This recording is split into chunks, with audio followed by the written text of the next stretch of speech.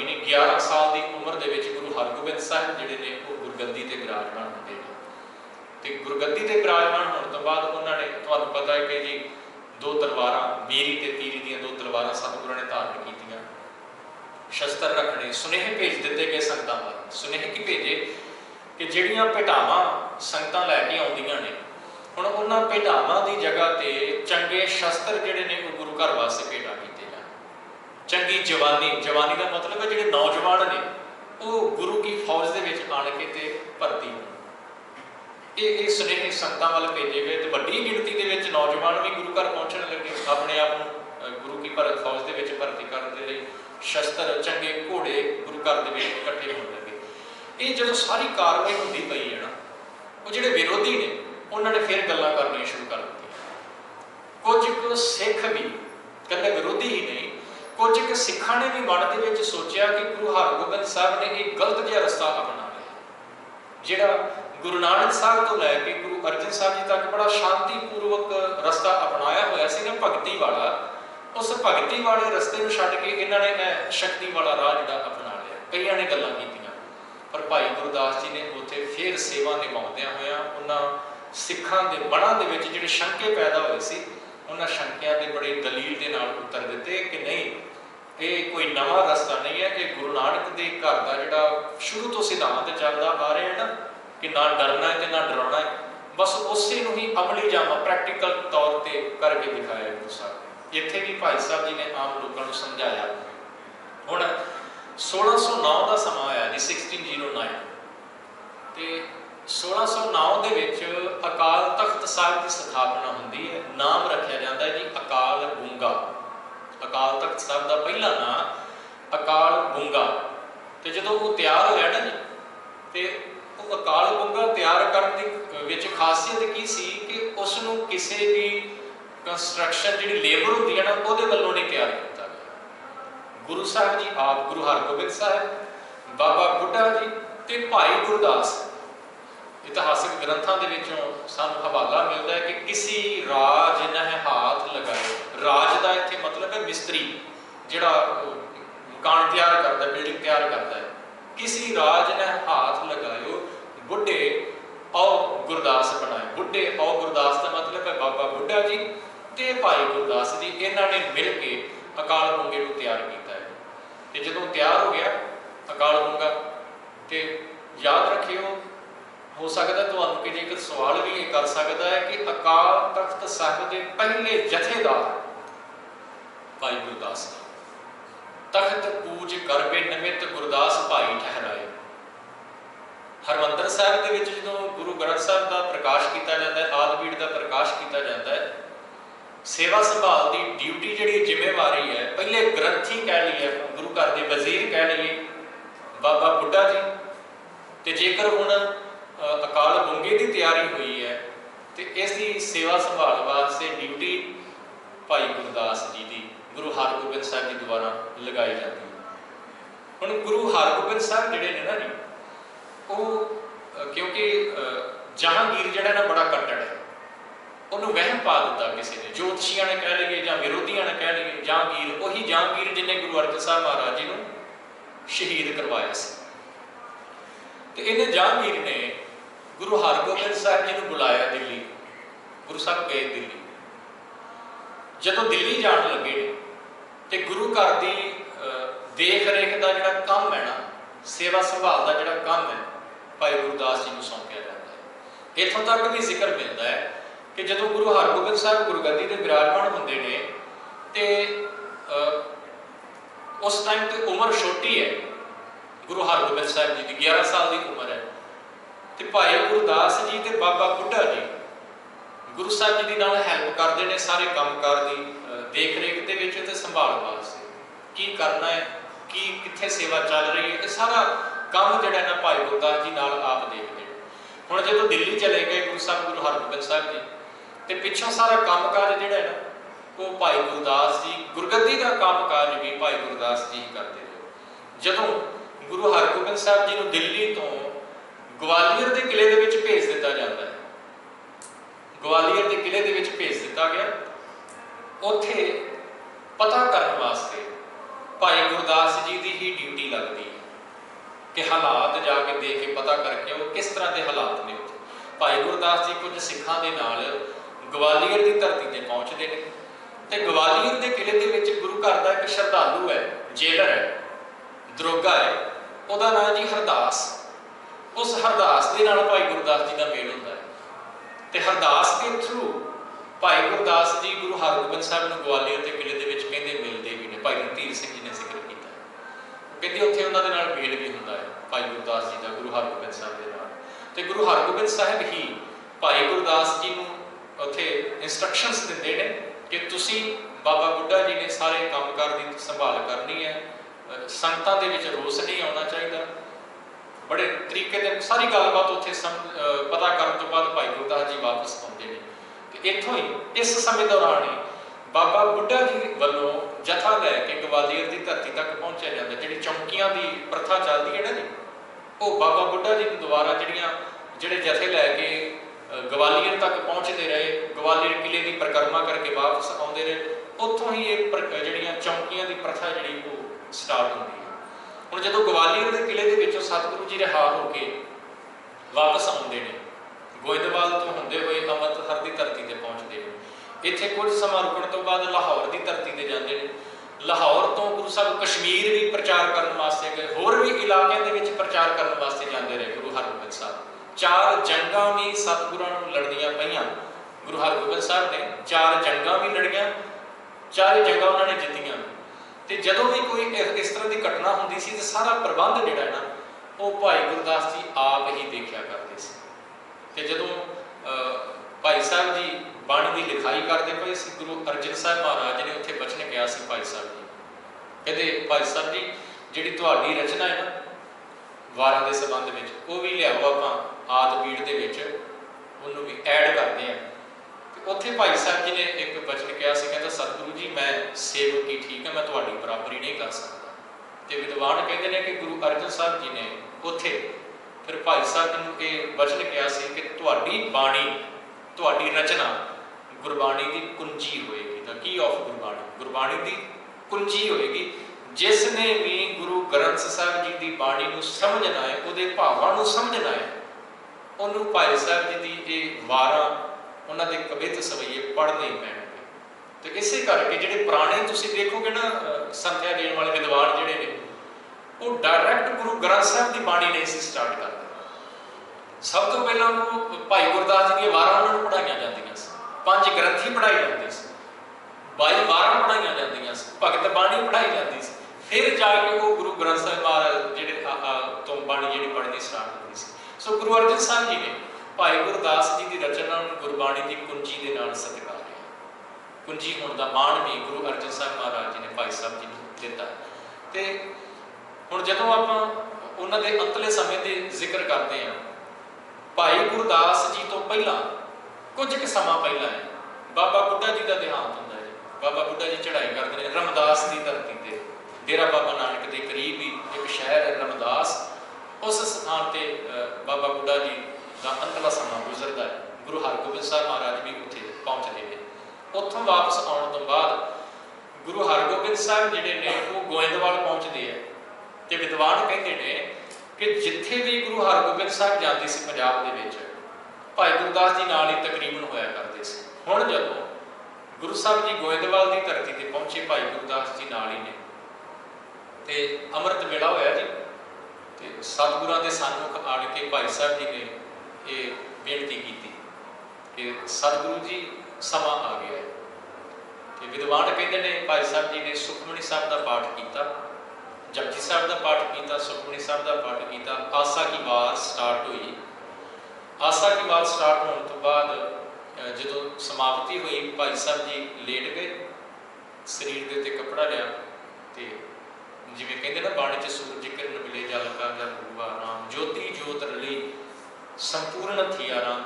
वो अपने जीवन यात्रा कंप्लीट करके इस दुनिया तो चले गए। जिहड़ा उन्हां दा अंतला समा जिस दिन वो मर्ज होए मालक दे विच परमात्मा दे विच, उस समय नूं भाई कान सिंह जी नाभा के मुताबिक, क्योंकि ये डेट भी विद्वानों के विच कन्फर्म नहीं है, कोई कुछ कह रहे हैं कोई कुछ कह रहे हैं, पर ज़्यादातर विद्वान जिहड़े ने भाई कान सिंह जी नाभा के नाल सहमत ने। भाई रणधीर सिंह जी ने भी इन्हों का ही रैफरेंस दिता कि भाई काहन सिंह जी नाभा अनुसार भाई गुरदास जी 1694 1694 बिक्रमी, तो जेकर सन का ईस्वी का जिक्र करिए तो कोई 1631 1631 के करीब करीब जोड़ा समा बनता है। इस समय भाई साहब जी गोइंदवाल की धरती के उत्ते अपना अंतला सवास जोड़ा लेते हैं, तो उन्हों का संस्कार ब्यासा दरिया के किनारे ते चिखा चिनी जाती है। भाई साहब जी की बॉडी को चिखा के उत्ते रखा जाता है, तो गुरु हरगोबिंद साहिब आप खुद अग्न भेंट करते हैं। गुरु हरगोबिंद साहब जी आप खुद भाई गुरदास जी को अग्न भेंट, उन्होंने बॉडी को अग्न भेंट करते हैं। हुण इत्थे ना कुछ संगत वालों भी कई बार ये सवाल आ जाता है, ਜਾਂ कुछ विद्वानों के भी ये विचार चलती है, क्योंकि भाई गुरदास जी का परिवार नहीं सी, भाई गुरदास जी का परिवार नहीं सी, वो अपने पिता बाबा ईशर दास जी उन्होंने इकलौते पुत्र से, भाई गुरदास जी का ब्याह नहीं होया, तो जो ब्याह नहीं होया तो नैचुरली ये बच्चे भी नहीं, गुरु साहब ने अपने हथी संस्कार किया। तो कुछ कहते हैं सवाल की आता है सामने कि जी भाई गुरदास जी ने ब्याह क्यों नहीं करवाया, क्यों नहीं करवाया, गृहस्थी क्यों, अपना ब्रह्मचारी क्यों रहे, ब्रह्मचारी कह दिता जाता है, वर्ड यूज कर लिया जाता है, क्यों रहे, क्योंकि गुरु घर का तो ये सिद्धांत ही नहीं है।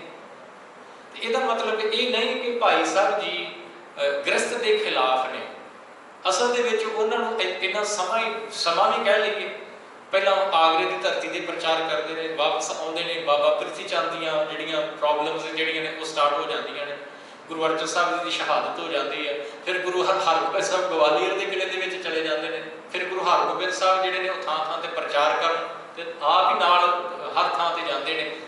तो 1631 के विच भाई साहब जी तकरीबन 80 ईयर की मेरे ख्याल उन्होंने उम्र 80 साल की उम्र के भाई साहब जी जिहड़े ने वो इस संसार तो चलाना कर जाते हैं। इसका मतलब ये नहीं कि भाई साहब जी गृहस्थ को प्रवान नहीं सी करते, उन्होंने एक कबित है भाई साहब जी का, जिमें वारा ने, वारा सारिया गुरमुखी के ने, पंजाबी च ने, तो भाई साहब जी के कबित जिहड़े ने ना जी वो सारे ही ब्रज भाषा के ने, शब्दावली जी ब्रज भाषा की है, तो वो जिक्र करते हैं, कहते सकल धर्म में गृहस्थ प्रधान है, कि सारे धर्मों के सब तो उत्तम गृहस्थ जीवन है, गृहस्थी जीवन है। वो गृहस्थी जीवन के हामी सी, गुरु नानक की विचारधारा के वो हामी सी, गुरु नानक के उपदेश को उन्होंने जीवन के कमाया, पर कुछ ऐसा सबब नहीं बन सकिया कि वो विआह करवा पाते, इस करके वो सारी जिंदगी इदा कह दी कि उन्होंने परिवार नहीं बन पाया। तो कुछ ऐसिया घटनावां भी भाई साहब जी के जीवन के जोड़िया गई ने, जिन्हों का भाई साहब के जीवन को पढ़ीए तो उन्होंने लियाकत, उन्होंने समझ, उन्होंने समर्पण गुरु घर वास्ते, वो सब कुछ देखने तो बाद पता चलता है कि वो जो कुछ गल्लां ने ना बस भाई साहब जी के जीवन के कुछ ऐड कर दी गई। शायद तुसीं भी सुनाया होगा कि एक घटना का जिक्र बड़ा चलता है जी, कि कहते जी कि दीवान लगा पिया सी गुरु हजूरी के गुरु हरगोबिंद साहब महाराज जी के टाइम, तो उत्थे भाई साहब जी ने जिक्र कर दिता कि जिहड़ा सिख हुंदा है ना, जे गुरु उहदी परीक्षा लैंदा भी है तो सिख उस परीक्षा को पास कर जाता है, जे गुरु परीक्षा लैंदा भी है तो सिख उन्होंने पास कर जाता है।